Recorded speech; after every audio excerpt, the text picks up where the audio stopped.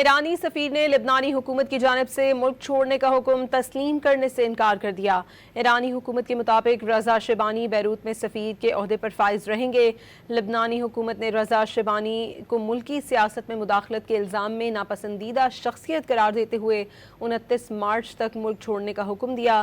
ताहम लेबनानी पार्लियामेंट के स्पीकर ने वजारत खारजा के फैसले की मुखालिफत करते हुए रजा शेबानी को बतौर जिम्मेदारियां जारी रखने का पैगाम दिया था। मशरिक़ वस्ती में जारी जंग के बायस लेबनान हुकूमत ने ईरानी सफ़ीर मोहम्मद रजा शेबानी को नापसंदीदा शख्सियत और मुल्क छोड़ने के लिए इतवार तक की मोहलत दी थी।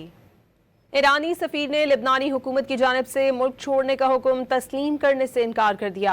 ईरानी हुकूमत के मुताबिक रजा शेबानी बैरूत में सफीर के ओहदे पर फाइज रहेंगे।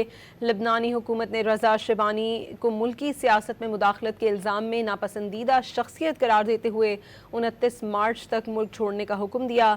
ताहम लेबनानी पार्लियामेंट के स्पीकर ने वजारत खारजा के फैसले की मुखालिफत करते हुए रजा शेबानी को बतौर जिम्मेदारियां जारी रखने का पैगाम दिया था। मशरिक़ वस्ती में जारी जंग के बायस लेबनान हुकूमत ने ईरानी सफ़ीर मोहम्मद रजा शेबानी को नापसंदीदा शख्सियत और मुल्क छोड़ने के लिए इतवार तक की मोहलत दी थी।